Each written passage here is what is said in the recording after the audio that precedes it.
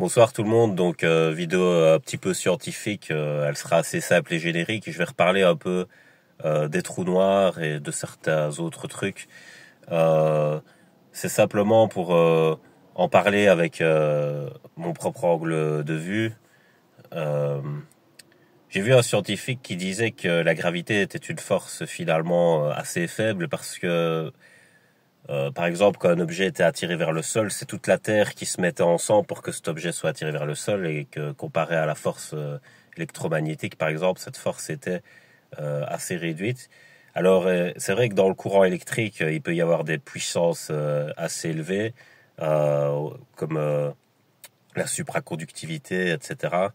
Euh, les électrons, c'est un peu les particules, on va dire, libres, donc qui sont indépendantes entre guillemets, et le fait que les électrons puissent s'associer pour faire une force associative, c'est impressionnant entre guillemets. Alors, la gravité, c'est une force associative, mais le problème, c'est que la force associative, elle dépend pas, enfin, elle dépend de l'intensité en très grande partie et de sa densité. Donc, si la force associative est légère euh, et pas très dense, donc pas très rassemblée, bah voilà, c'est ça qui fait qu'une force est faible. Et donc, c'est vrai que le noyau terrestre, il a une force relative dans sa déformation de l'espace-temps, dans l'influence qu'il a entre guillemets, parce qu'il n'est pas aussi dense qu'un trou noir. C'est comme comparer une pente légère comme ça, où on sent à peine le dénivelé, et une montagne quoi, que tu dois gravir de face, en étant vraiment bien tiré vers le sol. Quoi. Donc comparer l'escalade et la marche classique avec une petite montée. Quoi. Et c'est ça le truc, c'est que la gravité, ça dépend où elle est, comment elle est formée. Dans un trou noir, la gravité, elle a une puissance qui, qui, qui sort même presque de l'imagination. D'ailleurs, il y a des théories qui disent que un trou noir peut être un passage d'un univers à un autre, parce qu'il déformerait tellement l'espace-temps que il en, il en déconstruirait la structure au point d'en sortir dans un sens. Et donc, de l'autre côté, il y aurait un trou blanc qui mènerait à un autre univers. Donc, vous voyez un peu le truc, quoi. Alors, un trou noir, c'est pas ce qu'on croit. Les gens croient qu'un trou noir, c'est un trou. Donc, il voit un puits, si vous voulez. Pour la représentation collective, un trou noir, c'est un puits. Alors qu'en fait, c'est tout le contraire. C'est tout le contraire, les gens. Le vide, c'est quand les particules, elles sont disparates, elles sont dissociées. Par exemple, euh, euh, un matériau, enfin, je sais pas comment dire, mais qui est très léger, c'est l'hélium. Et c'est l'inverse du fer, l'hélium, si vous voulez. Le fer, c'est très lourd. Et l'hélium, c'est très léger. D'ailleurs, dans la formation des étoiles, une étoile, quand elle rayonne, c'est parce qu'elle a beaucoup d'électrons et elle forme de l'hélium. Et alors, ben ça s'échappe, l'hélium s'échappe de la gravité, tellement il est léger. Par exemple, si vous gonflez un ballon à l'hélium, ben, c'est le seul objet que vous allez voir s'envoler sans qu'il y ait une force émise de l'objet. Sinon, d'habitude, on voit toujours qu'il y a, pour les voitures, ben, tu as le moteur et le pot d'échappement. Pour les avions, pareil, etc. Donc, même pour l'hélicoptère, faut qu'il y ait l'énergie cinétique mise de façon circulaire. Et donc, le ballon d'hélium, c'est le seul objet qui s'envole sans force, quoi. Et en fait, c'est parce qu'il est tellement léger qu'il échappe à la gravité. Et en fait, le ballon, il va s'envoler sans s'arrêter. Il va aller dans l'énergie de ça. Bon, après, il va exploser à cause de certaines pressions, etc. Mais bon, c'est quand t'es petit, c'est les petits, ça les impressionne. Ils voient leur ballon qui vraiment, il s'en va, quoi. Qui pourrait limite s'en aller dans l'espace, etc. Un peu comme certaines sondes ou un satellite. Et donc, voilà, l'hélium, c'est l'inverse du fer. Alors un trou noir, c'est ça en fait. Un trou noir, c'est du fer. Alors je vais expliquer. Une étoile, elle va rayonner et elle va épuiser petit à petit son énergie. À un moment donné, elle va manquer d'électrons. Et donc, il y aura plus cette capacité d'échapper dans son rayonnement, et alors là elle va commencer à produire du fer, et là elle va petit à petit s'effondrer sur elle-même, et quand l'étoile s'effondre finalement sur elle-même, là elle devient un trou noir.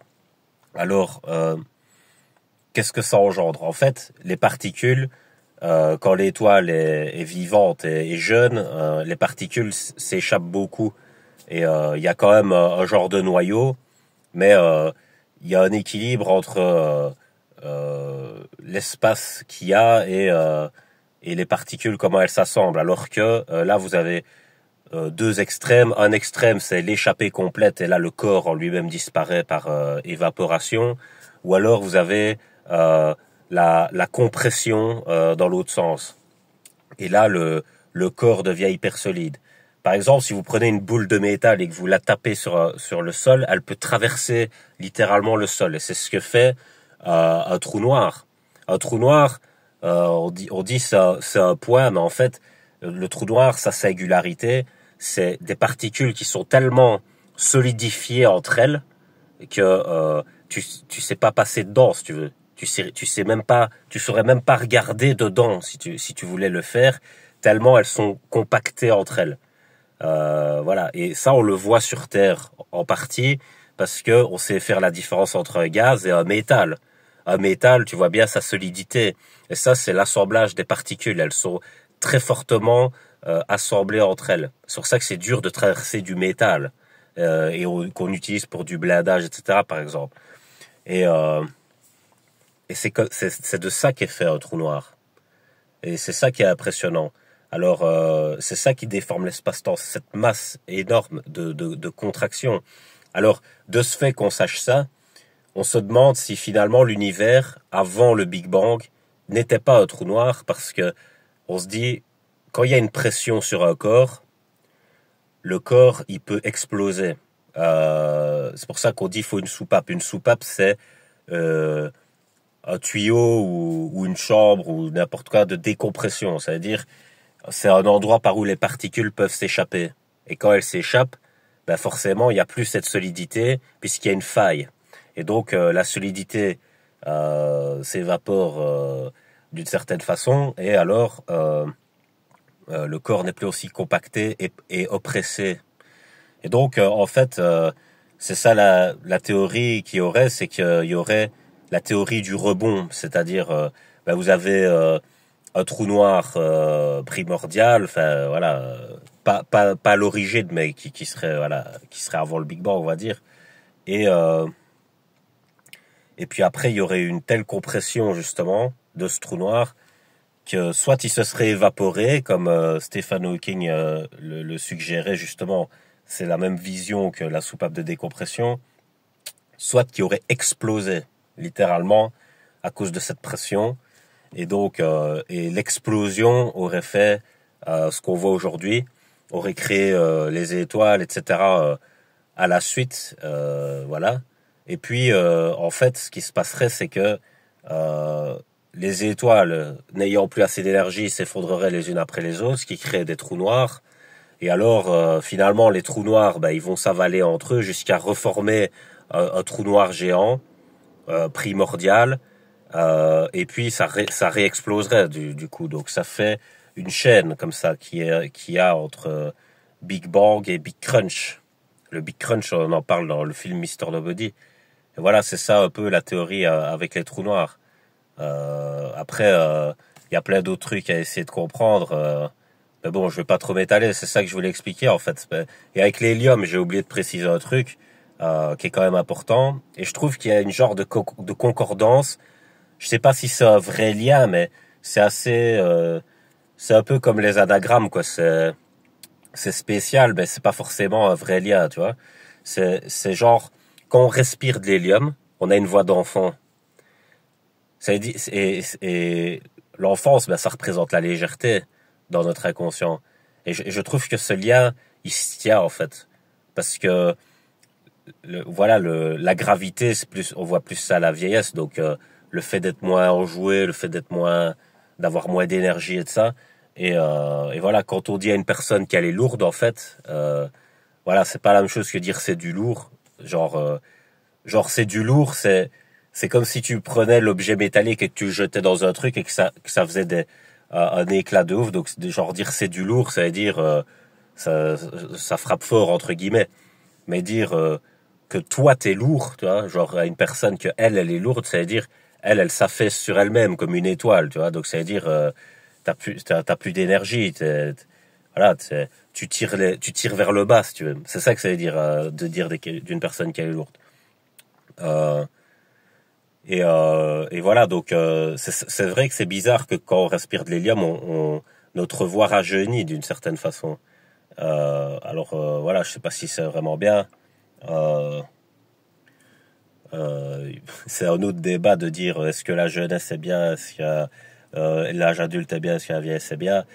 Moi, je dirais c'est un sujet philosophique très compliqué à traiter vu que pour moi il y a le temps synthétique et puis après il y a les différents temps au moment où tu les vis, etc. Donc voilà, mais je vais m'arrêter ici parce que le but ici c'était de reparler un peu des trous noirs et ce sont des entités vraiment très intéressantes et qui peuvent être très effrayantes aussi. Pourquoi? Parce que un trou noir, il avale aussi des étoiles. Donc une étoile qui a beaucoup d'énergie, si elle vient à proximité d'un trou noir, toute son énergie, elle la rayonne dans le trou noir parce il aspire tout. Et ils grandissent comme ça les trous noirs. Donc il y a des trous noirs supermassifs qui ont des tailles que l'imagination ne peut même pas. Enfin, c'est même pas avoir cette grandeur-là dans sa tête. C'est un truc, voilà. Donc je vais laisser sur ça, passer une bonne soirée.